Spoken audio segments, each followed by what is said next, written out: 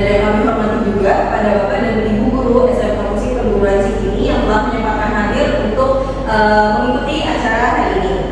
Pada kesempatan yang berbahagia ini, marilah kita panjatkan puji serta syukur kehadirat Tuhan Yang Maha Esa karena berkat karunia, kesehatan, keselamatan, serta nikmatnya, sehingga pada siang hari ini kita dapat mengikuti dan kita dapat hadir dan mengikuti acara diseminasi dari Pak Adi terkait disiplin positif di satuan pendidikan kita. Bapak dan Ibu Guru yang berbahagia, izinkan saya untuk menyampaikan agenda acara yang akan kita laksanakan pada siang hari ini. Yang pertama itu ada pembukaan, lalu akan dilanjutkan dengan menyanyikan lagu Indonesia Raya, di mana nanti Bapak dan Ibu Guru dipersilakan untuk berdiri ya ketika menyanyikan lagu Indonesia Raya. Selanjutnya nanti akan langsung disampaikan oleh Pak Adi itu mengenai pengantar tujuan, kesepakatan diseminasi, konsep inti dari disiplin positif. Nanti akan ditutup dengan penutup. Sebelum kita memulai kegiatan pada siang hari ini, mari kita mainkan lagu Indonesia Raya. Pada Bapak dan Ibu Guru dipersilakan untuk berdiri.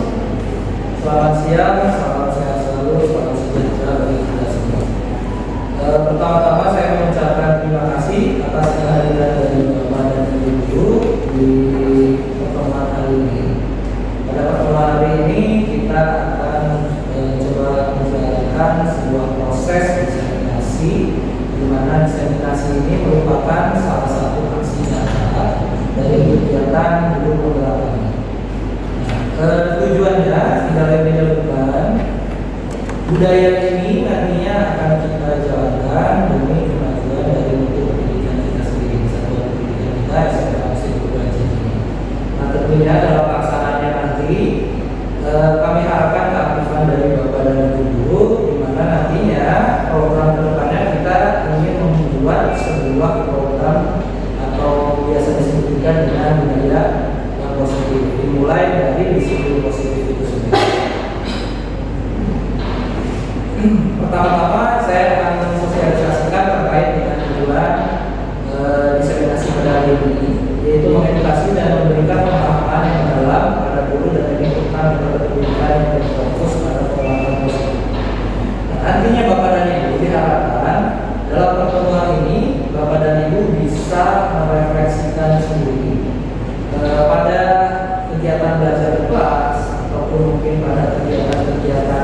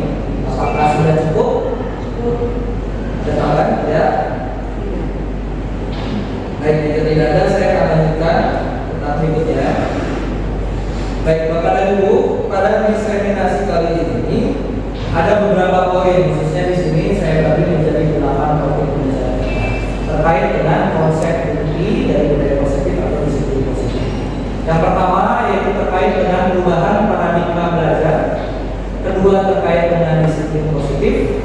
Ketiga yaitu nilai-nilai kebajikan yang universal. Keempat, mengenai kebutuhan dasar manusia. Kelima, terkait dengan motivasi perilaku manusia. Kemudian keenam, posisi kontrol guru. Kemudian ketujuh, keyakinan kelas. Dan yang terakhir yaitu segitiga restitusi. Saya rasa kita tidak terlalu asing dengan istilah-istilah ini karena memang pada dasarnya sebelumnya kita pernah menjalankan kegiatan diseriminasi khususnya untuk budaya positif ya.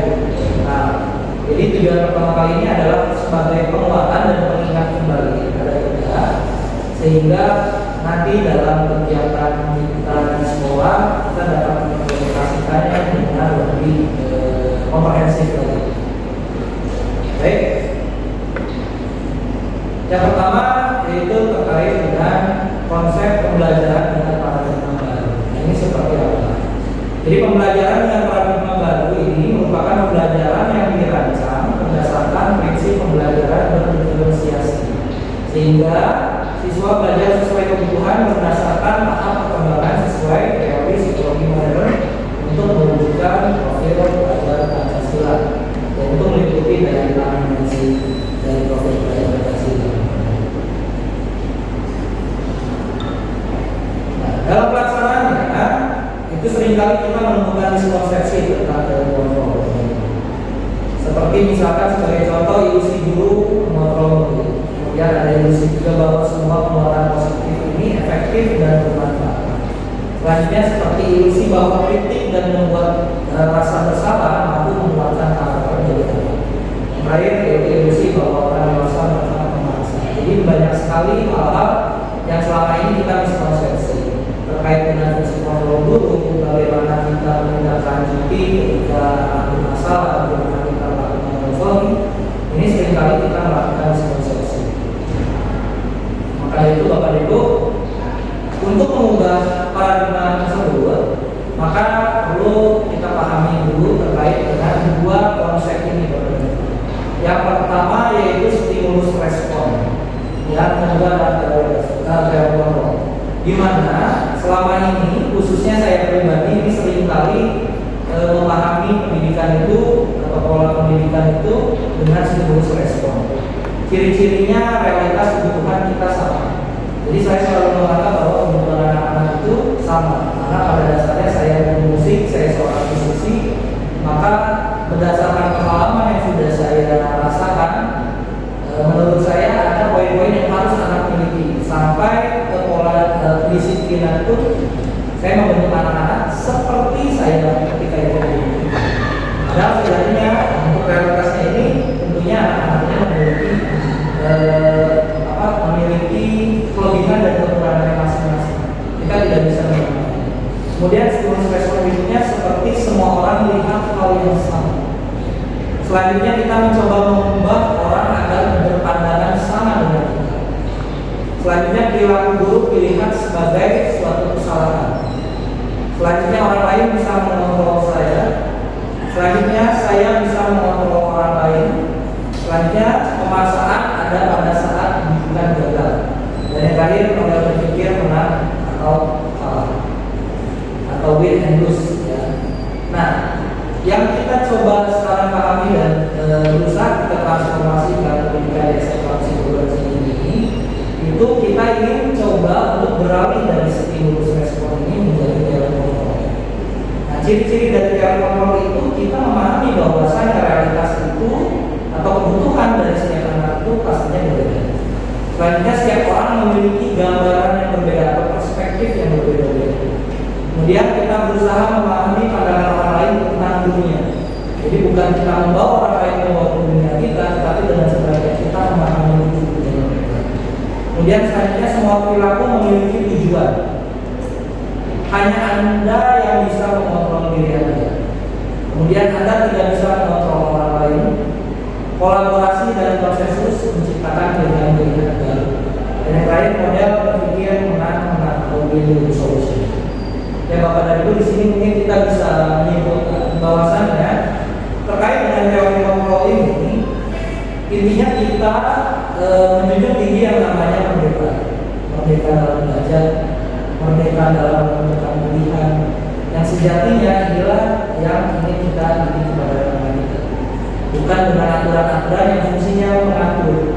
Dimana ketika kita merasa diatur, tentunya itu faktor perubahan bukan berasal dari faktor intrinsik lagi, bukan atas dasar kesadaran, tetapi atas dasar ekstrinsik, yaitu misalkan seperti hukuman, penghargaan, dan lain-lain. Jadi ini sudah tidak murni lagi dari kesadaran diri. Dan tentunya ini biasanya sifatnya temporer, bersifat sementara. Mungkin ketika di sekolah mereka akan seperti apa yang kita inginkan dengan pola pembentukan dari aturan-aturan tersebut. Tetapi ketika di rumah biasanya itu akan kembali lagi kepada esensi, atau mungkin di lingkungan pemain dia akan kembali lagi. Mungkin di dalam kelas dia tidak akan berbicara kasar, tetapi ketika di luar dia akan kembali lagi berbicara kasar. Ini sama halnya seperti kalau saya ambil contoh Bapak dan Ibu, seperti aturan menggunakan helm. Ketika kita di jalan saat ini, kita tidak menggunakan helm, tentunya ada dua kemungkinan. Yang pertama hilang, yang kedua kecelakaan. Itu dua faktor yang kita hindari betul. Nah, ketika aturan tidak diberlakukan, mungkin sekarang kita menggunakan helm ya karena mungkin salah satunya kalau saya tanya dari Bapak dan Ibu, mungkin ada faktor karena takut ditilang sama polisi. Tapi coba sekarang ketika aturan itu dihilangkan, kira-kira Bapak dan Ibu masih pakai helm tidak? Gimana caranya? Saya, terutama biasanya yang perempuan ya, kalau yang dari puncak itu karena rambutnya yang dari tata tiba-tiba dari tata. Pria pun banyak kadang-kadang sekarang cuma dekat ke depan, kadang kita nggak tahu di depan tiba-tiba ada lubang atau mungkin kita bawa kayak udah santai, tiba-tiba ada rock and roll, tiba-tiba nyalip, nah kita kan nggak tahu, ada yang tahu ya terkait dengan masalah. Nah maka ketika aturan itu sudah tidak diberlakukan, tidak ada sanksi tilang, dan kita masih menjalankan aturan-aturan menggunakan helm, tentunya ini berdasarkan dari kesadaran diri kita. Karena sebetulnya penggunaan helm itu kita menghindari dari kecelakaan, ya, menghindari dari akibat fatal dari kecelakaan. Nah, ketika kita memandang itu hanya sebagai berarti sudah tidak ada aturannya, maka saya bebas tidak usah menggunakan helm, maka kita mengalami yang namanya miskonsepsi bahwasanya helm itu hanya sebagai pembangunan administrasi supaya kita tidak dibilang saja. Maka perubahan tentunya tidak akan bersifat selamanya. Perubahan ini hanya bersifat temporer. Ketika ada yang pasal, ketika ada aturannya, tentunya akan mengikuti. Tetapi ketika aturannya tidak dijaga, tidak ada, kemungkinan besar apa yang memantau tidak ada, kemungkinan besar ini pelanggaran akan dilakukan. Baik Bapak dan Ibu, sebelum kita lebih jauh lagi, kita perlu paham dulu terkait dengan disiplin positif. Disiplin itu mungkin dari awal kita dari berasal dari bahasa Latin, yaitu disiplina, yang artinya belajar. Kata disiplin juga berasal dari kata-kata yang sama dengan disiplin atau murid atau pengikut. Nah, disiplin adalah konsep yang fundamental dalam kerangka ilmiah yang mencerminkan kepatuhan terhadap aturan, tata tertib dan metode yang ditetapkan dalam suatu domain pengetahuan atau aktivitas. Disiplin membutuhkan pengendalian diri, ketekunan dan konsistensi dalam menjalankan proses penelitian ataupun praktek tertentu. Nah, disiplin mengacu pada disiplin diri yang memiliki tanggung jawab terhadap apa yang dilakukannya berdasarkan pada nilai-nilai keyakinannya. Nah, sedangkan disiplin positif kepada itu merupakan pendekatan pendidikan yang bertujuan untuk membentuk perilaku anak secara konstruktif melalui penggunaan penguatan yang positif, komunikasi efektif dan pemahaman mendalam tentang kebutuhan individu. Ini melibatkan pemahaman terhadap alasan dibalik perilaku yang mungkin tidak diinginkan dan mempromosikan hubungan yang sehat antara orang dewasa dan anak-anak. Disiplin positif ini bertujuan untuk mengajar nilai-nilai, keterampilan dan juga tanggung jawab sambil menciptakan lingkungan yang mendukung perkembangan emosional dan sosial yang positif sehingga menghasilkan individu yang lebih baik di masa depan. Nah, jadi sebagai pendidik Bapak dan Ibu, tujuan kita adalah menciptakan peserta didik yang memiliki disiplin diri sehingga mereka berperilaku mengacu kepada nilai-nilai kebajikan universal berlandaskan motivasi intrinsik dalam perubahan perilaku arah yang optimal.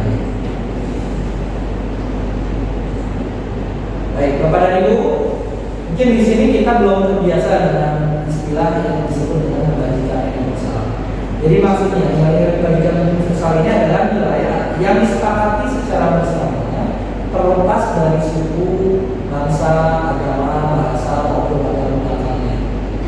Nah, mungkin di sini contoh nilai kebajikan atau institusi atau organisasi. Di sini saya ambil 3 contoh saja. Yang pertama mungkin profil pelajar Pancasila. Beriman dan bertakwa kepada Tuhan Yang Maha Esa ini merupakan nilai kebajikan yang universal. Semua agama pasti menyerukan hal ini. Kemudian berkebinekaan global, gotong royong, kemandirian, kreatif, dan berpengalaman kritis. Ini semua kita yakini bahwasanya nilai-nilai ini termasuk nilai-nilai kebajikan yang sudah seharusnya dimiliki oleh setiap insan manusia. Kemudian konsep berikutnya misalkan IDO, Primary Years Program atau PIP, terkait dengan toleransi, rasa hormat, integritas, mandiri, menghargai, antusias, empati, keikutsertaan, kreativitas, kerjasama, percaya diri, dan lain-lain. Ini masih banyak sekali contoh-contoh dari kebajikan yang besar. Yang kurang lebihnya sebetulnya hampir sama. Ya. Nah, selanjutnya kita perlu memahami apa itu kebutuhan dasar dari manusia. Kebutuhan dasar manusia yaitu seluruh tindakan manusia memiliki tujuan tertentu. Semua yang kita lakukan adalah usaha terbaik kita untuk mendapatkan apa yang kita inginkan. Ketika kita mendapatkan apa yang kita inginkan, sebetulnya saat itu kita sedang memenuhi satu atau lebih dari kebutuhan dasar kita, yaitu kebutuhan untuk bertahan hidup yang pertama atau survival, yang kedua yaitu kasih sayang dan rasa diterima, love and belonging. Selanjutnya yang ketiga yaitu kebebasan atau freedom. Selanjutnya itu kesenangan atau fun. Yang selanjutnya penguasaan atau power. Nah, jadi Bapak dan Ibu, 5 dasar kebutuhan ini merupakan bagian terpenting yang ingin digapai oleh manusia. Dan ini biasanya memotivasi apa tindakan yang dilakukannya. Jadi ketika seorang murid melakukan suatu perbuatan yang bertentangan dengan nilai-nilai kebajikan tadi atau melanggar aturan, hal itu sebenarnya dikarenakan mereka gagal memenuhi kebutuhan dasar mereka. Nah, untuk lebih jelasnya, mari kita lihat satu-satu kebutuhan dasar tersebut. Yang pertama tadi bertahan hidup, yaitu terkait seperti makanan, pakaian, tempat tinggal, perasaan aman, kesehatan, perasaan nyaman. Nah, ini merupakan bentuk dari kebutuhan dasar manusia yang pertama yaitu kemudian kasih sayang itu seperti rasa diterima, kemudian rasa dipedulikan, berbagi, kerjasama, menjadi bagian dalam satu kelompok, diterima. Nah, ini adalah bagian dari kasih sayang dan rasa ini. Kemudian selanjutnya terkait dengan penguasaan atau power tadi, itu terkait dengan harga diri atau keinginan untuk dianggap, keinginan untuk dihormati, memimpin, berprestasi, diakui oleh kehidupan sosialnya dan didengarkan oleh orang lain. Ini merupakan kebutuhan dari penguasaan. Yang selanjutnya terkait dengan kebebasan, yaitu mandiri, memiliki pilihan atau freedom choice. Selanjutnya mencoba hal baru, mampu mengendalikan arah dirinya. Jadi terkait dengan kebebasan. Dan yang terakhir kesenangan, itu bermain, humor, antusiasme terhadap sesuatu, tertawa, hobi, itu semua adalah bagian dari kesenangan. Nah, Bapak dan Ibu, intinya dari 5 kebutuhan dasar tadi mungkin bisa diambil contoh ketika kita melihat anak-anak kita ketika melakukan pelanggaran, tentunya pasti ada salah satunya kebutuhan dasar yang tidak terpenuhi. Mungkin bila saya ambil contoh misalkan, ketika anak tidak mendengarkan kita saat kita mengajar, kemudian anak ini mungkin tertidur ketika kita mengajar. Kira-kira Bapak dan Ibu, kebutuhan dasar mana? Secara selewat aja gitu. Mungkin kita perlu, pada akhirnya kan kita perlu observasi lebih dalam. Tetapi selewat. Ketika kita mengajar, atau seorang guru mengajar, tiba-tiba ada salah satu muridnya yang mungkin tertidur pulas. Kira-kira kebutuhan mana yang menurut Bapak dan Ibu belum terpenuhi oleh anak tersebut? Ya, apa?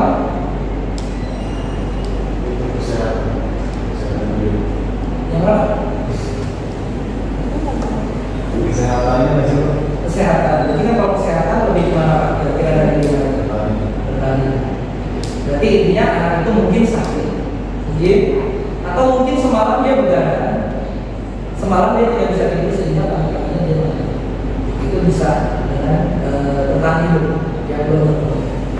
Bisa juga nggak Bapak dan Ibu terkait dengan kesenangan? Bisa. Mungkin anak ini tidak senang dengan kita atau tidak senang dengan cara mengajar kita, sehingga dia mungkin nggak ngerti, lebih milih tidur aja. Itu sangat bisa. Nah, sebetulnya muara asalnya pada dasarnya Bapak dan Ibu, untuk tindakan manusia itu pada dasarnya terkait dengan motivasi perilakunya itu kembali ke kebutuhan dasar tadi. Selama kebutuhan dasar 5 tadi semuanya terpenuhi, seharusnya tidak akan ada resistensi. Nah, mungkin kita ambil contoh di sini Bapak dan Ibu. Tentang motivasi perilaku manusia untuk menghindari ketidaknyamanan hukuman itu biasanya faktor yang ditekankannya yaitu faktor dari ekstensif. Misalkan seperti contoh tadi Bapak dan Ibu terkait dengan helm. Ya, ketika tidak menggunakan helm kemungkinan besar ditilang. Nah, maka kemungkinan besar karena ada aturan itu kita menuruti aturan tersebut karena ditilangnya, bukan karena keselamatannya. Dan ini bisa bersifat sementara seperti yang saya jelaskan tadi di awal. Atau ini mungkin bisa berupa hukuman ya. Oh, kalau saya terlambat saya disuruh push up misalnya. Atau saya terlambat saya disuruh berdiri di depan kelas. Nah, ini adalah faktor-faktor yang bersifat hukuman, faktor ekstensif. Jadi bukan berdasarkan diri pribadi yang menyadari, tetapi karena dia takut untuk dihukum karena itu mereka tidak merasa nyaman. Atau bisa juga dengan bentuk penghargaan atau imbalan. Kita pernah menjalankan sebuah program di mana guru kehadirannya itu dilihat jam yang paling cepat datangnya, yang tidak pernah terlambat. Itu kita pajang fotonya Bapak dan Ibu ya di ruang guru, di teacher of the year, care of the week atau month. Kemudian pada akhir tahun kita memberikan penghargaan kepada guru tersebut. Jangan salah Bapak dan Ibu, yang namanya penghargaan ini itu sebetulnya faktor yang bersifat ekstensif. Ada kemungkinan beragam. Mungkin kita akan mengikuti tersebut karena kita mengharapkan hadiahnya, atau mungkin kita mengikuti hal tersebut karena ingin dipuji oleh orang lain. Oh, dia guru yang teladan, datang selalu tepat waktu. Pada akhirnya faktor utama motivasinya itu yaitu penghargaan atau imbalan. Dan jangan salah juga, yang namanya penghargaan itu bisa menghukum. Penghargaan bisa dilakukan secara tidak berlebihan dan ini bersifat personal. Jadi ketika Bapak dan Ibu ingin memberikan penghargaan kepada anak, kita jangan dulu mungkin pernah mengalami ini. Saya waktu kecil pernah mengikuti lomba, terus saya pernah juara. Ketika saya juara saat di upacara, kemudian saya dipanggil di lapangan, kemudian diberikan apresiasi. Oh, ini selamat buat Nadi, Nadi sudah menang bla bla bla bla bla, sudah mengharumkan nama sekolah. Itu secara tidak langsung pertama, yang tadinya saya berniat untuk mengasah kemampuan saya ikut lomba, menjadi motivasi saya jadi berubah. Wah, seru ya ternyata ya, ketika saya menang ini saya diapresiasi sampai seperti ini. Maka berikutnya saya harus ikutan lomba lagi supaya seperti itu lagi. Maka motivasi saya bergeser. Itu untuk diri pribadi saya. Dan untuk siswa yang lainnya pun kemungkinan besar ini akan berdampak kurang bagus kepada dia. Mungkin bagi siswa yang berprestasi tidak masalah, itu akan menjadi motivasi buat dia supaya bisa mengejar temannya. Tetapi bagi siswa yang kurang berprestasi ini akan menjadikan cambuk buat mereka juga. Mungkin mereka saya nggak bisa seperti dia. Akhirnya malahan dia berkecil hati, bukan yang ingin mengejar, malah jadi jiper. Malahan akhirnya dia berkecil hati dan boro-boro ingin memperbaiki dirinya. Nah, maka penghargaan ini sebaiknya dilakukan secara personal. Nah, maka yang intrinsik itu seperti apa? Nah, intrinsik itu untuk menjadi orang yang mereka inginkan dan menghargai diri sendiri dengan nilai-nilai yang mereka percayai. Intinya ketika mereka mempercayai sesuatu, seharusnya mereka menggenggam itu erat-erat dan mereka memproyeksikannya dalam kehidupan sehari-hari. Ketika kita meyakini bahwa Tuhan itu ada, maka kita beragama. Ketika kita meyakini ada surga dan neraka, maka kita tentunya akan menjalankan segala bentuk ibadah supaya kita bisa diterima gitu ya, di surga. Nah, maka Bapak dan Ibu, segala sesuatu itu harus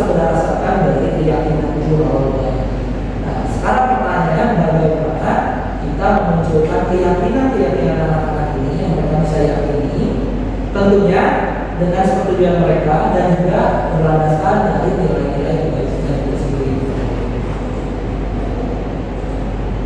Nah, Bapak dan Ibu, ini mungkin beberapa contoh terkait dengan hukuman ini ciri-cirinya Bapak dan Ibu. Yang pertama itu tidak terencana. Jadi biasanya bentuk hukuman biasanya tidak terencana. Mungkin ada anak terlambat, ada anak datang ke sekolah pakai sepatunya harusnya warna hitam, tiba-tiba pakai warna putih. Kemudian kita beri hukuman, anak ini nyeker seharian. Ini adalah sesuatu yang tidak relevan dan di buku aturan itu kan sebetulnya tidak ada, ya kan? Untuk nyeker seharian dari pagi sampai sore, ya kan? Baru boleh lagi sepatunya diambil. Dan ini tidak, hukuman ini biasanya tidak menjadi, dan biasanya seringkali ini bersifat spontan. Jadi ketika mengajar anak-anak ada yang tidak mengerjakan, udah kamu punya dibuat. Nah itu ada bentuk hukuman. Kemudian berikutnya murid tidak tahu apa yang akan terjadi atau tidak dilibatkan dalam memutuskan konsekuensinya. Ketiga, bersifat satu arah. Kemudian selanjutnya berupa hukuman fisik atau psikis. Kemudian emosi mengendalikan dan sanksi tidak relevan dan tidak mendidik siswa. Dan yang terakhir murid merasa tersakiti. Selanjutnya ada yang namanya konsekuensi. Ini biasanya jauh lebih terencana atau disepakati dulu dan sesuai dengan aturan yang berlaku di sebuah institusi atau sebuah lembaga. Kemudian ya, namun Bapak dan Ibu jangan lupa bahwasanya pada sebuah konsekuensi ini murid masih merasa tidak nyaman. Kemudian yang terakhir, sikap guru selalu memonitor murid. Dan yang terakhir ini adalah restitusi Bapak dan Ibu. Nah, restitusi ini adalah bagian dari sistem disiplin positif, di mana proses menciptakan kondisi bagi murid ini untuk memperbaiki kesalahan, bukan untuk menjudge, tetapi untuk memperbaiki kesalahannya. Kemudian prosesnya ini lebih bersifat kolaboratif, yang mengajarkan murid untuk mencari solusi untuk masalahnya sendiri. Mungkin saya ambil contoh seperti yang tadi Bapak Ibu, yang ketiduran. Nah, kita tidak perlu memberikan langsung solusi kepada anak, karena yang tahu solusinya yang baik seperti apa itu biasanya anak itu sendiri. Kita sebagai coach, jadi kita hanya menggali masalahnya. Oh, karena begadang, kenapa bisa begadang? Oh, saya mengerjakan tugas. Kenapa mengerjakan tugasnya malam? Oh, Pak, karena kemarin sebetulnya tugasnya sudah 1 minggu, Pak. Cuma saya ngerjainnya di entar. Pas sudah 1 hari sebelum murid, baru mereka ngerjain malam. Berarti muara masalahnya bukan karena anak ini sakit, bukan karena tidurnya, tetapi faktor utamanya adalah masalah anak ini menunda-nunda tugas. Nah, maka itu yang harus diperbaiki. Dan murid tidak merasa tersakiti kepada dari hasil restitusi. Baik Bapak dan Ibu, ini terkait dengan hukuman, konsekuensi dan restitusi. Mungkin Bapak dan Ibu nanti bisa baca lagi. Saya nanti akan bagikan PowerPoint kali ini sehingga Bapak dan Ibu bisa membaca kembali nanti. Nah, ini mungkin beberapa contoh kecil dari yang namanya hukuman, konsekuensi dan restitusi Bapak dan Ibu. Perbedaan. Untuk hukuman ini menyebabkan identitas gagal. Maksudnya seperti apa? Jadi seperti itu, sesuatu yang menyakitkan harus terjadi. Kemudian tidak, kalau di konsekuensi itu sesuatu harus terjadi. Sedangkan di restitusi itu merupakan pilihan. Jadi si anak ini dilibatkan dalam memutuskan sesuatu. Dan muara akhirnya itu adalah memberikan solusi untuk masalah si anak ini supaya kedepannya ini tidak terjadi.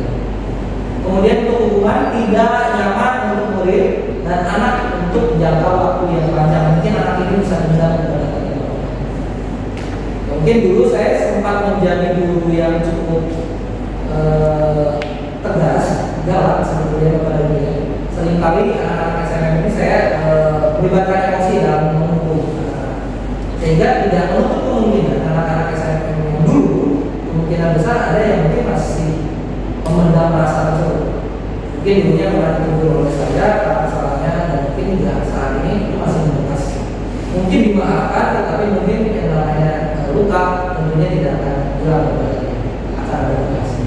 Nah, ini yang dihindari dari sebuah proses yang pertama terkait dengan konsekuensi. Sebetulnya tidak boleh kepada konsekuensi ini boleh dijalankan Tetapi ini adalah pilihan terakhir.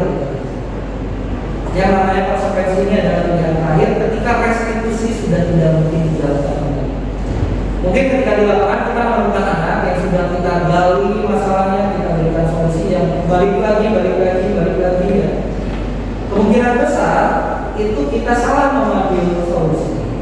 Atau kemungkinan lain juga anak ini memang tidak ingin mengikuti aturan kita, tidak ingin mencari solusi untuk permasalahannya sendiri. Nah, maka di sini perlu ada yang namanya konsekuensi. Konsekuensi ini nantinya akan memetakan mana siswa yang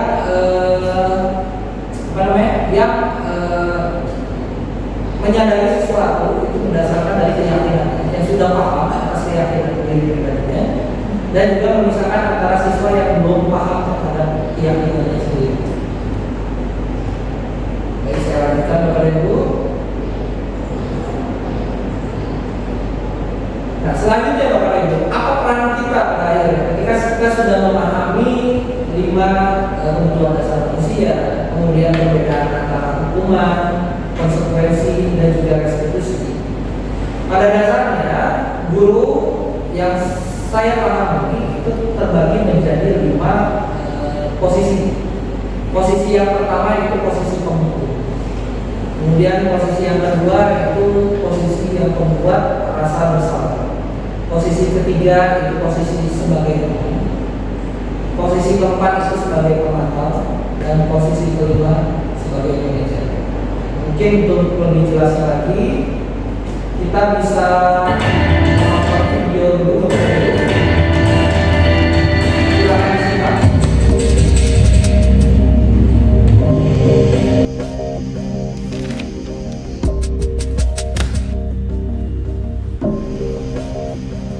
Naren!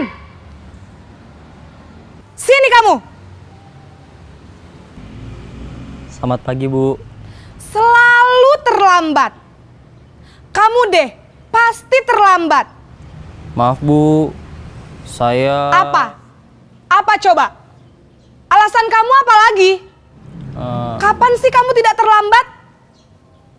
Malas sekali ya kamu jadi anak. Saya... Dasar pemalas. Gak kapok-kapok sih kamu. Sudah berapa kali terlambat? Sana, kamu keliling lapangan basket 2 kali. Kenapa saya harus keliling lapangan basket, Bu? Kenapa? Kamu mau lawan ibu? Berani-beraninya jawab. Sudah terlambat, masih berani jawab pula. Sekarang, keliling lapangan basket 5 kali sekalian. Biar kapok. Cepat! Pergi sana ke lapangan basket.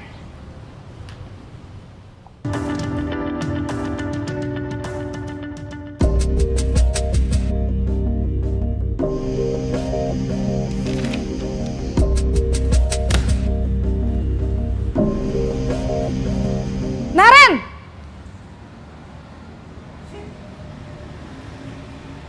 Selamat pagi, Bu.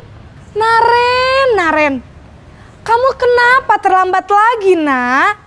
Ya Tuhan, Naren. Kamu senang ya bikin ibu susah ya? Kalau kamu terlambat lagi, nanti ibu yang ditegur bapak kepala sekolah, nak. Disangka ibu tidak bisa membina kamu. Duh, gimana ini?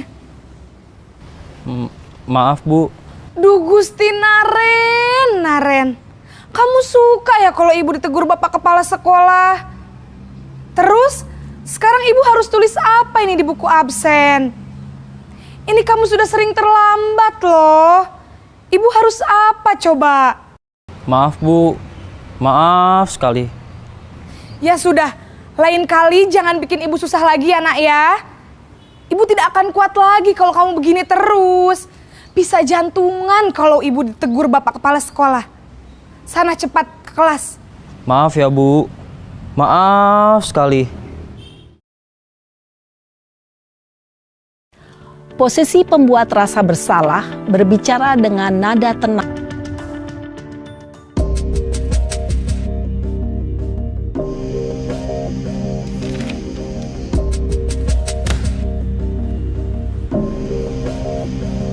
Naren!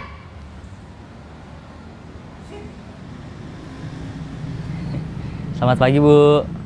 Wah, sudah jam berapa ini, Nak? Terlambat lagi ya, sayang? Iya, Bu. Habis ibu saya lupa bangunkan saya, Bu. Kamu malah menyalahkan ibu kamu. Kamu bukannya anak yang larinya paling kenceng. Kok terlambat sih? Iya, Bu. Saya memang terlambat bangun tadi. Jadi, biarpun saya lari kencang, tetap gak kekejar, Bu. Ya sudah sana. Nanti lain kali larinya lebih kenceng lagi ya. Biar gak terlambat lagi. Bikin seneng ibu. Demi ibu. Bisa kan? Bisa lah, Bu. Ya sudah sana masuk kelas. Ibu beresin urusan absen kamu. Kamu ini ada-ada saja.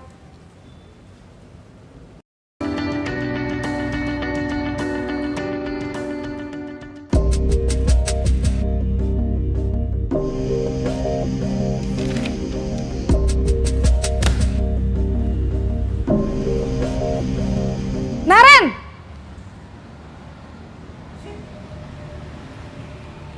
Selamat pagi, Bu. Naren, apa peraturan sekolah kita tentang jam berapa kita harus masuk sekolah, Nak? Kita harus di sekolah jam 7, Bu. Iya, betul. Sekarang sudah jam 7.20. Naren sudah tahu konsekuensinya jika terlambat hadir. Paham, Bu. Saya harus tinggal kelas pas jam istirahat selama 20 menit. Iya, benar. Konsekuensinya demikian. Jadi nanti jam 9.30 pas istirahat, kamu harus tinggal di kelas, kerjakan tugas tambahan untuk ketertinggalan kamu, ya? Baik, Bu.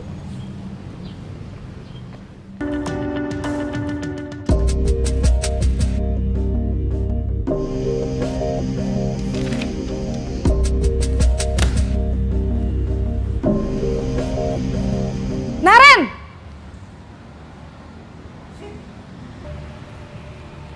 Selamat pagi, Bu. Selamat pagi, Naren. Maaf, Bu. Saya terlambat.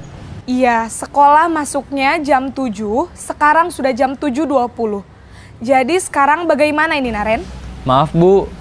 Saya lupa setel alarm saya semalam. Baiklah, menurut kamu, keyakinan sekolah yang mana yang perlu kamu tingkatkan? Menghargai diri sendiri dan orang lain mungkin ya, Bu. Setuju. Jadi, apakah Naren meyakini prinsip saling menghormati tersebut? Iya, Bu. Saya meyakininya. Apakah Naren bersedia memperbaiki masalah keterlambatan ini? Bersedia, Bu. Bagaimana kamu akan perbaiki masalah keterlambatan ini? Saya akan coba untuk tidak lupa menyetel alarm saya, Bu. Baik, kalau Naren lupa menyetel alarm di rumah, ada orang yang kira-kira bisa bantu mengingatkan tidak? Ada, Bu. Kakak saya, Kak Ema. Ada lagi selain Kak Ema? Selain Kak Ema, ada ibu saya. Baik, jadi yang mengingatkan Naren adalah Kak Ema dan ibu kamu ya? Kira-kira akan mulai setel alarm kapan nih, Naren? Setelah pulang sekolah, akan segera saya lakukan. Baik, jadi Naren akan setel alarm untuk bangun besok pagi dan akan diingatkan oleh kakak dan ibunda Naren ya. Ada lagi yang mungkin perlu dilakukan, Naren? Agar tidak terlambat bangun lagi. Tidak ada, Bu. Baik, Naren. Terima kasih untuk kerjasama kamu. Sekarang kamu perlu kembali ke kelas untuk belajar. Baik, Bu. Terima kasih. Baik, Bapak dan Ibu, tadi video tadi merupakan sebuah simulasi di mana kita melihat interaksi dari salah seorang guru dengan siswanya yang bernama Naren. Nah, dalam simulasi tersebut sudah dipetakan terkait dengan posisi kontrol guru ya, yang ada di mana dia mulai menghukum, membuat rasa bersalah, kemudian sebagai teman, kemudian sebagai pemantau, dan yang terakhir sebagai manajer. Nah, maka dari itu Bapak dan Ibu, saya ada sedikit pertanyaan terkait dengan topik ini sebagai penguatan bagi kita. Kira-kira menurut Bapak dan Ibu, posisi kontrol apakah ketika Bapak dan Ibu diberikan sebuah kalimat yang seperti ini, Bapak? Saya kecewa sekali sama kamu. Terlepas dari nada bicaranya ya, Bapak. kelas ataupun untuk saya kecewa sekali sama kamu. Kira-kira ini masuk ke yang mana? Buat rasa bersalah. Ada lagi kepada itu? Tidak ada? Yes, ini ada membuat rasa bersalah. Kenapa? Karena itu akan menimbulkan rasa bersalah si anak. Oh, karena saya melakukan ini, ibu guru jadi kecewa sama saya. Dan ini biasanya berakhir tidak positif. Si anak mungkin akan merasakan sedih setelah beres bertemu dengan kita. Selanjutnya Bapak dan Ibu, kira-kira ini posisi kontrol yang mana? Kamu selalu aja salah. Kira-kira ini posisi kontrol yang mana Bapak? Kalau kita sudah pahami konteks dari 5 hal tersebut, ya perbedaannya. Seharusnya kita bisa menilai kira-kira ini masuk yang mana. Tadi udah ya, membuat rasa bersalah. Kalau kamu selalu saja salah. Kamu, mari kita lihat. Ya, kepada dulu. Karena pada dasarnya kita menjudge ya. Kamu selalu aja salah. Kamu gak kompeten. Nah, itu adalah hal-hal yang bersifat kalimat yang bersifat Tuhan. Selanjutnya kepada Ibu.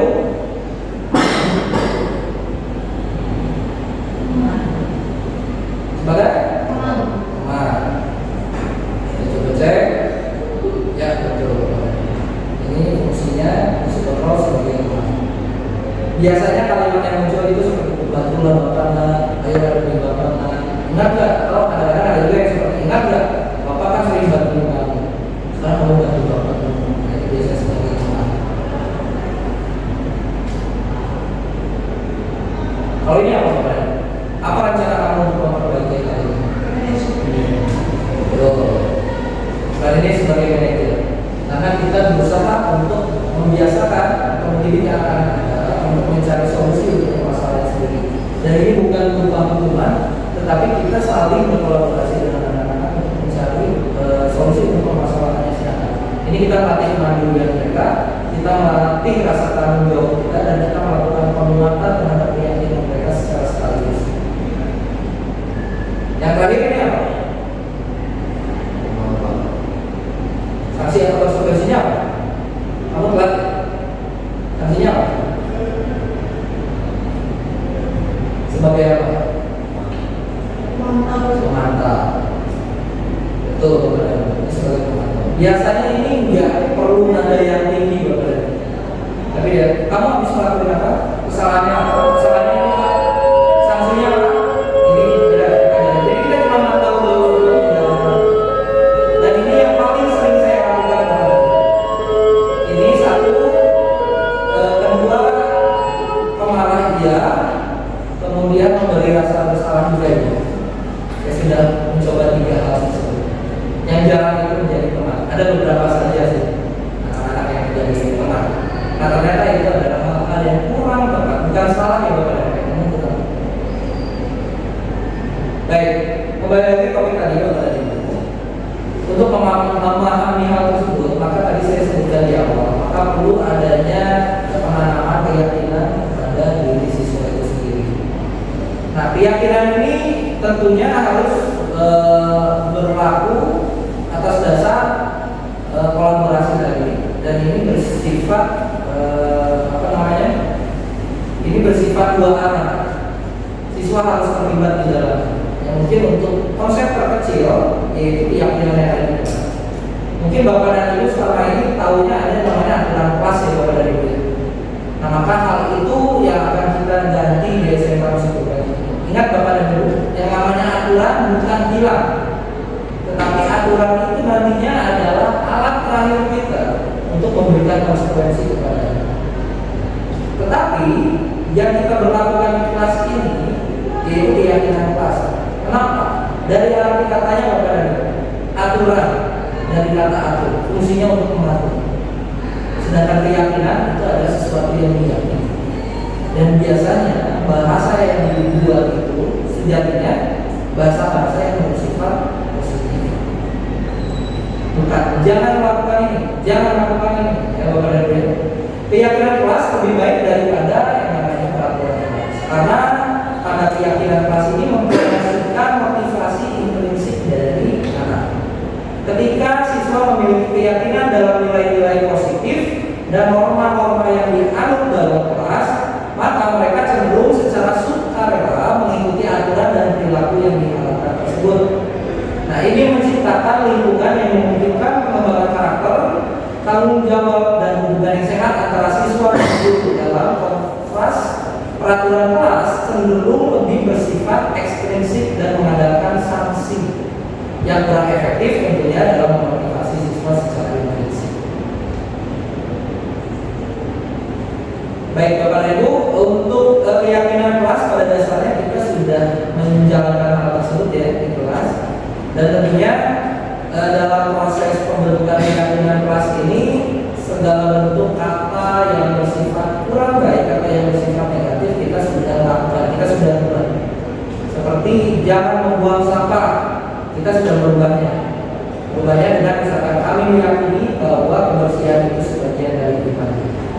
Maka konteksnya di sini siswa meyakini bahwasannya kebersihan ini adalah sebagai proyeksi dari level dari mereka. Jadi ketika ada membuang sampah, bukan lagi lihat aturannya, jangan membuang sampah, jangan itu selalu saja. Tapi kalau keyakinan ini kita hanya perlu mengingatkan saja keyakinan apa yang kamu lakukan. Kamu meyakini sesuatu kan? Iya Pak, saya meyakini bahwasannya kebersihan sebagian dari kita. Lantas kenapa kelas? Biasanya mereka akan lebih mudah untuk diajak bicara karena itu berdasar dari kesepakatan tadi yang di awal dan itu biasanya kalimatnya jauh lebih positif. Nah selanjutnya Bapak dan Ibu terkait dengan materi terakhir kita terkait dengan segitiga restitusi. Sedikit saja penggambaran untuk segitiga restitusi ini adalah sebuah tindakan yang membantu mengubah perilaku siswa dengan cara menstabilkan identitas mereka, kemudian memvalidasi tindakan yang salah dari mereka, dan yang terakhir itu merangsang pemikiran kritis melalui pertanyaan-pertanyaan yang menjurus kepada keyakinan mereka. Nah ini memungkinkan pertumbuhan ke arah yang lebih positif dan pembelajaran dari kesalahan mereka. Nah ini segitiga restitusi Bapak dan Ibu. Jadi dalam prosesnya ini ada 3 tahapan. Tahap pertama tadi menstabilkan identitas. Bentuk kalimatnya itu seperti setiap orang pernah melakukan kesalahan, atau kamu bukan satu-satunya yang pernah melakukannya, atau setiap orang itu pastinya tentunya melakukan kesalahan. Saya pun pernah melakukan, saya pernah terlambat. Itu setidaknya itu akan menstabilkan emosi dari saya. Seringkali Bapak dan Ibu, terutama saya pribadi, ketika anak ada melakukan pelanggaran, saya langsung menjudge anak, langsung menunjuk kepada kesalahan, tanpa melihat bahwa si anak ini adalah insan manusia yang belum dewasa, yang belum bisa memiliki prinsip, yang masih mencari jati diri. Tentunya kita pun semua di ruangan ini pernah melakukan kesalahan, bahkan saya sering melakukan kesalahan hingga saat ini.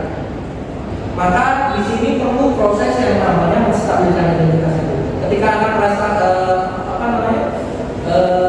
melakukan kesalahan atau melanggar peraturan, di sini perannya kita yaitu menstabilkan dari emosinya. Atau bisa juga diambil kata-kata seperti ini Bapak. Misalkan kita belum pernah mengakui itu, jangan merokok, tenang anak-anak. Semua orang pasti melakukan. Saya dulu merokok, padahal kita bukan merokok. Nah itu mungkin bisa diganti dengan saya bukan mencari siapa yang salah, tapi saya tidak mencari kesalahan kamu. Saya hanya mencoba untuk mencarikan solusi. Nah ini adalah salah satu kata yang lebih positif yang menenangkan si anak. Biasanya ketika anak sudah stabil emosinya, tentunya dia akan bisa berpikir lebih logis. Dan biasanya anak akan mudah untuk dibawa untuk berkolaborasi untuk memecahkan sebuah masalah.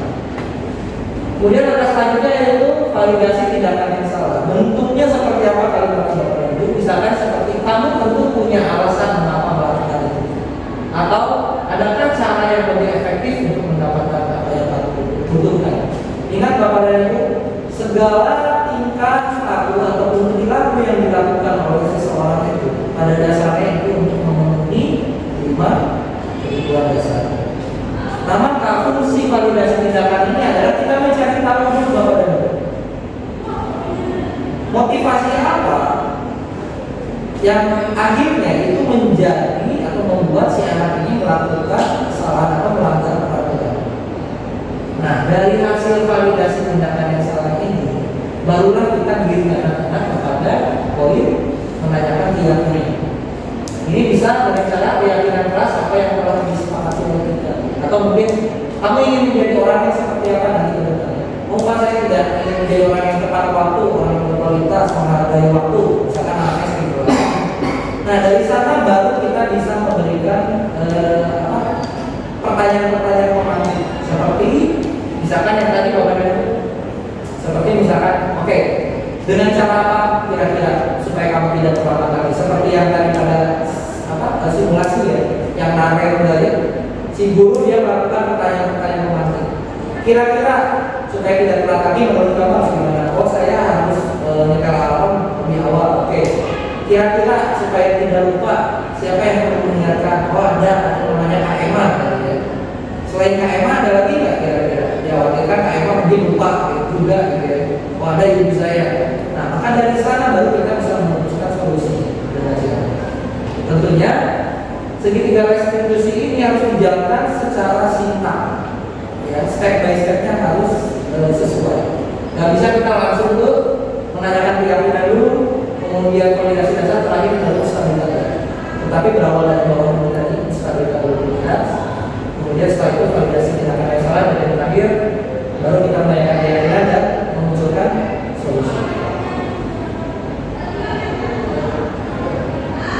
Nah, ini mungkin Bapak dan Ibu bisa lebih jelasnya bisa baca nanti. Stabilitas identitas ini seperti yang saya sebutkan tadi, ini bagian dasar dari segitiga restitusi bertujuan untuk mengubah identitas anak dari orang yang gagal karena mereka melakukan kesalahan tadi, karena menjadi orang yang sukses.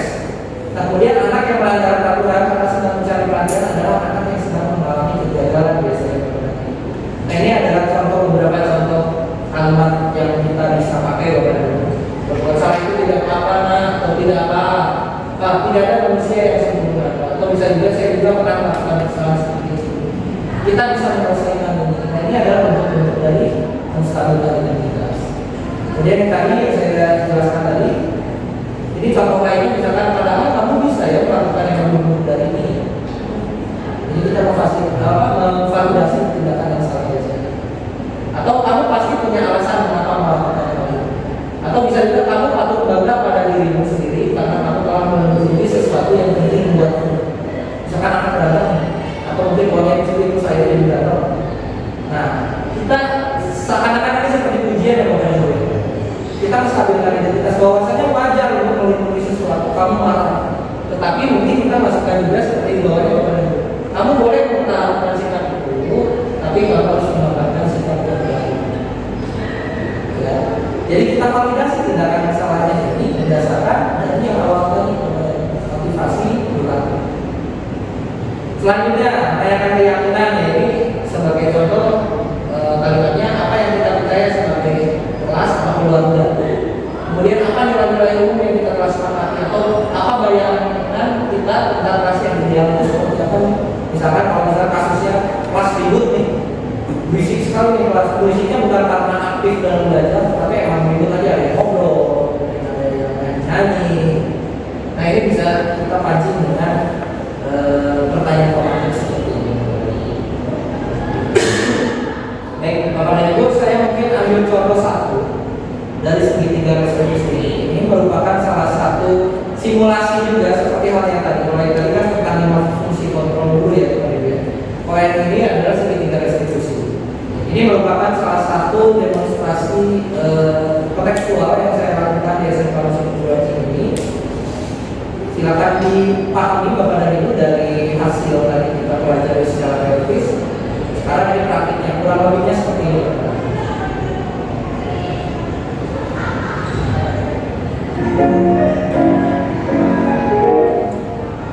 Cepat saja ya.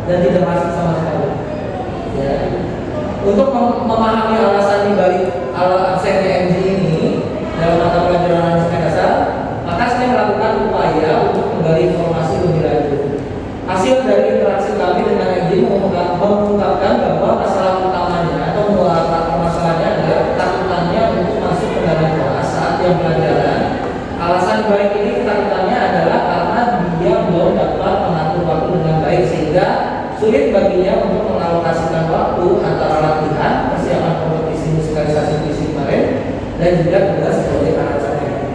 Jadi intinya anak ini belum mengerjakan tugas, sehingga karena takut dimarahin belum mengerjakan tugas, jadi lebih baik memilih tidak masuk sekalian. Kurang lebihnya seperti itu. Nah, lebih jelas lagi Bapak dan Ibu silakan simak videonya. Konteksnya yang kita lihat, simulasinya jangan dilihat aktor dan aktrisnya Bapak dan Ibu ya. MG, Bapak tadi saat mengajar aransemen kok nggak lihat kamu ya? Dan ini udah yang kedua kalinya saya perhatikan kamu tidak mengikuti pelajaran saya dan datang terlambat ke sekolah pada jam berikutnya. Sepertinya kamu ada masalah ya? Maaf ya Pak, saya udah 2 kali nggak masuk dalam pelajaran aransemen. Ada yang bisa Pak dibantu? Apa yang terjadi sehingga menyebabkan kamu selalu terlambat di jam pelajaran aransemen ini? Sejujurnya saya takut sih Pak. Loh, takut kenapa MG? Jadi sebenarnya saya belum ngerjain tugas aransemen Pak. Saya takut kalau saya masuk, terus Bapak ngelihat saya belum ngerjain tugas, saya takut dimarahin sama Bapak. MG, memang apa yang membuat kamu tidak bisa mengerjakan tugas proyek ini sih sebetulnya sampai kamu ketakutan kayak gitu? Jadi selama 2 minggu ini Pak, saya lagi disibukin sama latihan untuk lomba musikalisasi puisi Pak. Baik MG, saya rasa semua orang pasti pernah lalai dalam mengerjakan sesuatu ya. Namun dari sanalah kita bisa belajar sesuatu. Oh ya, ngomong-ngomong lombanya kapan ya? Buat lombanya kemarin Pak. Lalu hasilnya gimana? Puji Tuhan Pak, kemarin kita juara 1 Pak. Wah, selamat ya MG ya. Luar biasa, kamu hebat. Saya sudah menyangka kalau kamu punya bakat dan potensi yang sangat besar, dan saya yakin suatu saat kamu bisa meraih kesuksesan bila kamu terus berusaha. Nah, saya juga paham sekali kamu pasti sangat suka mengikuti kompetisi seperti ini kan? Dan saya tahu pasti menyenangkan bila memenangkan sebuah kompetisi itu. Namun MG, seorang musisi itu bukan hanya keterampilan musikalnya saja yang harus dimiliki, namun juga dari kedisiplinan. Banyak sekali musisi di luaran sana yang gagal bukan karena tidak kompeten di musiknya, namun hanya karena mereka tidak bisa memanajemen waktunya dengan baik nih, tidak disiplin, dan akhirnya tidak ada lagi orang yang mau mempercayai mereka. Iya Pak, sekarang saya tahu kesalahan saya di mana. Saya belum bisa mengatur manajemen waktu saya dan baik. Terus saya juga suka nunda-nunda tugas saya. Jadi waktu deadline saya keteteran sendiri Pak untuk ngerjainnya. Baik, kira-kira nilai keyakinan kelas yang mana yang menurut kamu yang harus ditingkatkan lagi? Mungkin nilai keyakinan dalam menghargai waktu Pak, dan berusaha yang terbaik dalam mengerjakan tugas-tugas saya dan belajar. Bagus, kamu masih mengingat betul terhadap keyakinan-keyakinan kelas kita. Lalu, berdasarkan dari nilai keyakinan yang kamu sebutkan tadi, kira-kira kedepannya kamu ingin menjadi pribadi yang seperti apa ya MG ya? Saya ingin menjadi seorang musisi Pak, musisi yang handal, kompeten, disiplin, dan menghargai waktu. Karena saya yakin musisi-musisi yang sukses saat ini pasti memiliki hal-hal tersebut. Excellent. Nah, sekarang kira-kira untuk mewujudkan hal itu dan tidak mengulangi kesalahan seperti tidak mengerjakan tugas proyek aransemen di lain waktu, kira-kira apa yang bisa kamu upayakan MG? Mungkin pertama-tama Pak, saya harus menghilangkan kebiasaan saya yang menunda-nunda tugas Pak, biar saya juga bisa mengerjakan tugas dengan baik dan mengumpulkannya dengan tepat waktu. Baik, kalau begitu terima kasih MG. Kedepannya kamu bisa menjadi pribadi yang lebih baik lagi ya. Siap Pak, terima kasih ya Pak, dan mohon maaf atas kesalahan saya ya Pak. Saya janji kedepannya saya tidak akan mengulangi kesalahan yang sama lagi.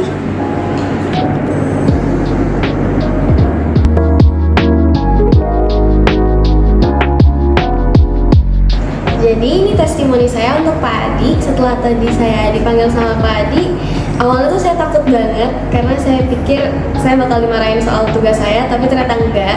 Pertama-tama itu saya ngerasa lebih lega untuk cerita dan menjawab Pak Adi, karena Pak Adi sama sekali waktu saya masuk, Pak Adi gak langsung marahin saya, tapi nanyain dulu kenapa saya bisa telat ngumpulin tugasnya. Jadi saya juga punya ruang untuk saya bercerita, berbicara, dan berpendapat mengapa saya nggak bisa ngerjain tugas itu tepat waktu.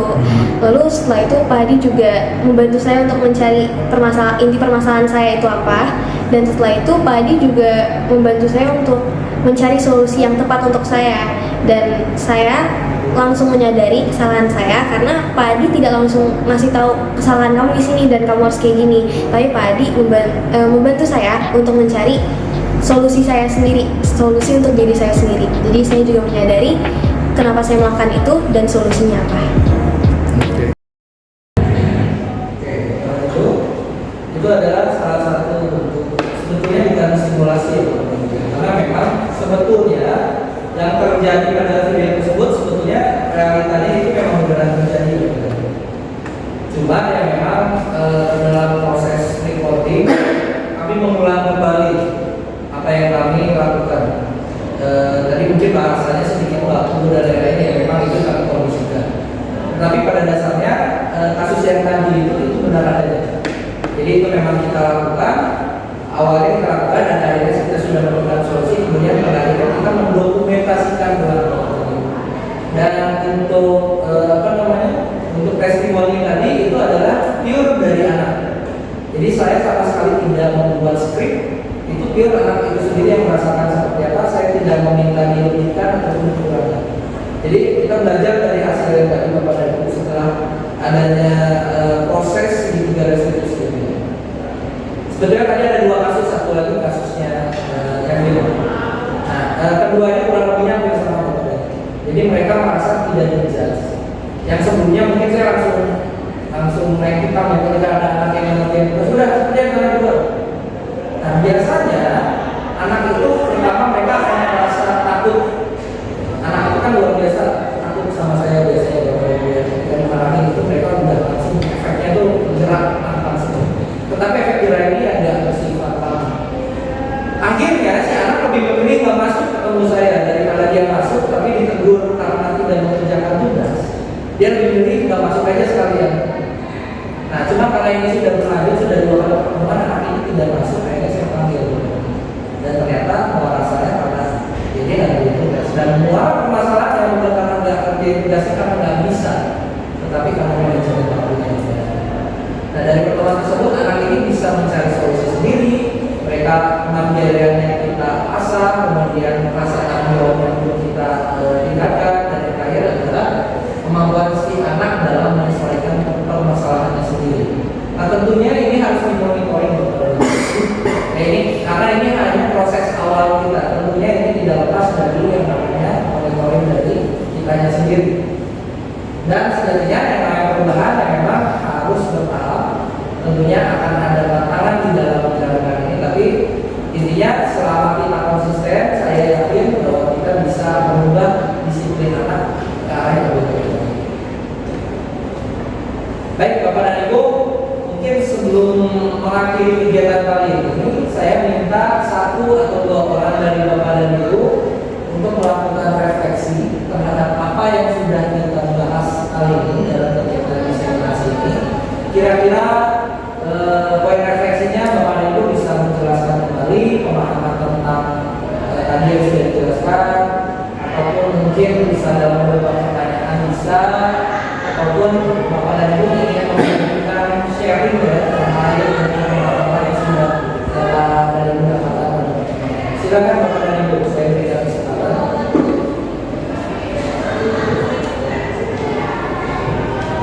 Ya Bapak dan Ibu, silakan memberikan refleksi. Boleh masukan atau mungkin boleh juga harapan, silakan. Oke, Pak Gali silakan. Terima kasih atas waktunya Pak Adi.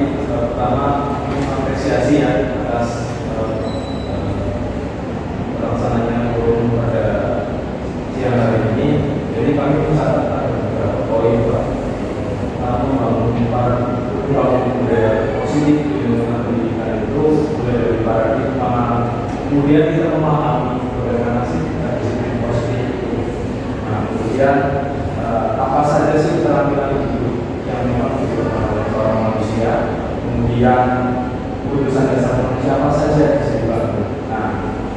bahasa itu dicari melalui bagaimana manusia tersebut punya motivasi dalam bentuk kedorongan, kemudian bagaimana hukuman, penghargaan, dan cita-cita.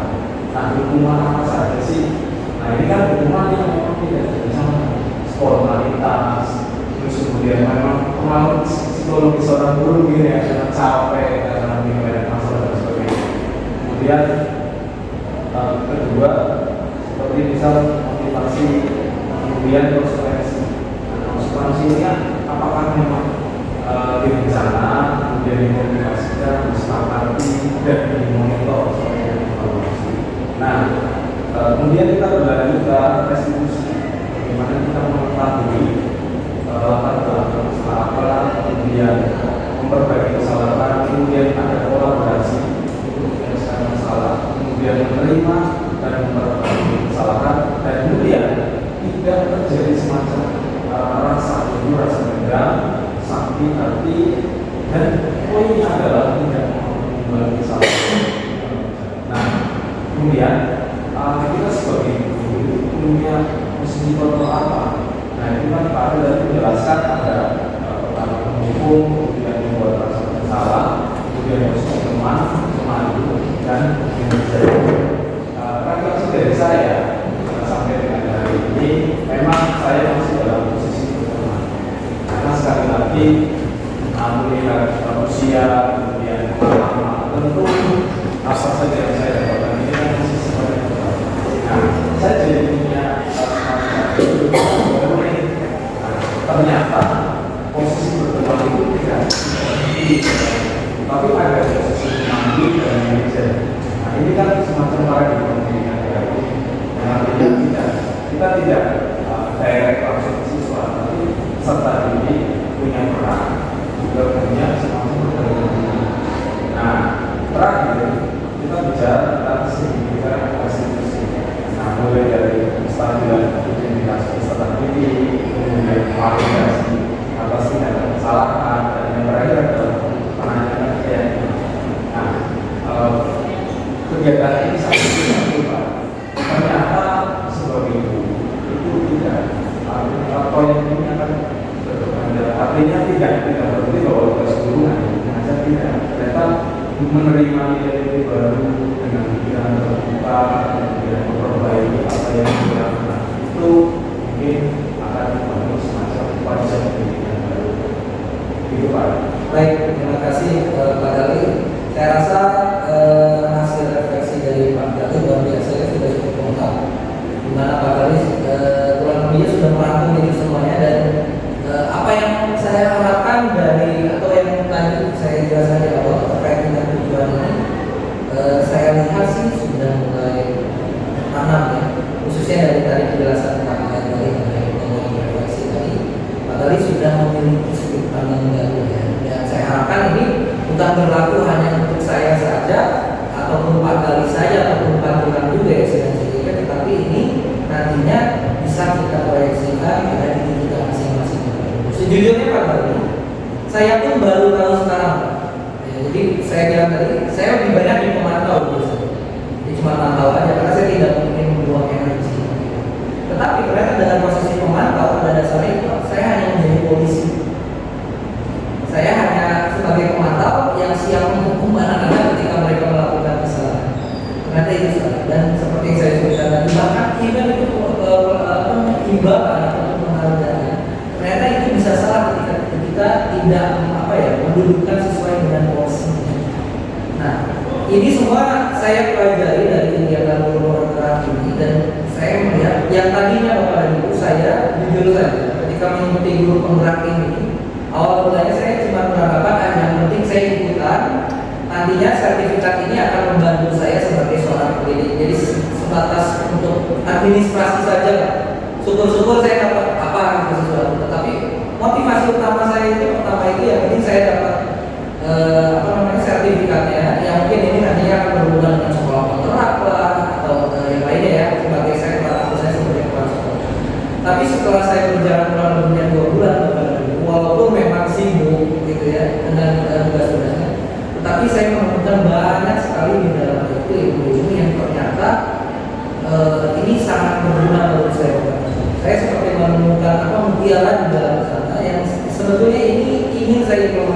dan bukan tidak mungkin untuk diimplementasikan di SMK Musik Perguruan Tinggi.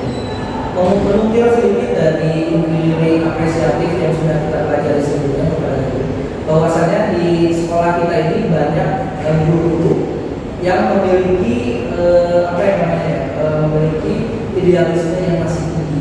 Sama saya pun sama. Kan biasanya kalau yang udah serius sekolah, saya kan 2 tahun lagi juga masih ngapain kita dulu dokteran. Akhirnya saya mah ini aja. Silakan Bapak dan Ibu ya, silakan jalani teknologi kayak mau apa kecakapan akan 21 kayak mereka biasanya itu. Tapi nggak semua ya Bapak dan Ibu ya. Contoh di guru penggerak ini ada yang masih umurnya 52 tahun masih ikutan. Banyak yang masih ikutan karena mereka merasakan hasil dan dampaknya sungguh signifikan.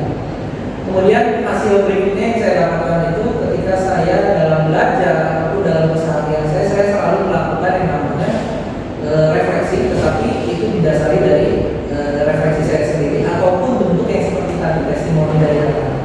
Saya minta anak-anak tuliskan secara anonimus. Silakan kalian tulis, jangan dikasih nama, boleh kirim lewat email dengan email rahasia mereka kan mereka biasanya anak-anak yang sekarang emailnya banyak. Saya minta kirimin dengan email yang tidak terdeteksi oleh saya. Silakan kalian kasih masukan saya, kritik saya. Dan alhamdulillah Bapak dan Ibu, terakhir itu saya lakukan minggu depan. Itu hasilnya semuanya positif. Saya pun kaget, terus semuanya kayak gini. Saya berharapkan ada sesuatu yang negatif karena untuk laporan nanti ke CGP itu minimal ada beberapa hal yang harus saya perbaiki. Tanpa saya sadari semua hal yang di testimoni yang dilakukan oleh anak itu mengarahnya semua positif, baik itu dalam pembelajaran ataupun perilaku respon saya terhadap apa yang dilakukan oleh anak. Nah, saya harapkan ini saya pribadi saya berharap saya bisa konsisten menjalankan ini secara khusus dan secara umum saya berharap seluruh guru SMK Musik Perguruan Tinggi ini bisa menjalankan ini. Dan nanti ke depannya saya mengharapkan guru-guru SMM mengikuti program CGP juga. Kan kalau sekarang kan baru sumbernya dari saya nih. Nah, nanti dalam kegiatan CGP berikutnya Bapak dan Ibu bisa bertukar pikiran dengan guru-guru dari sekolah lain, dari SD, SMP, SMA. Nah, itu mereka punya perspektif yang unik-unik Bapak dan Ibu. Nah, itu yang akan memperkaya pemahaman dari Bapak dan Ibu pada kegiatan CGP dan itu dan nantinya tentunya akan berimplikasi langsung terhadap keprofesian Bapak.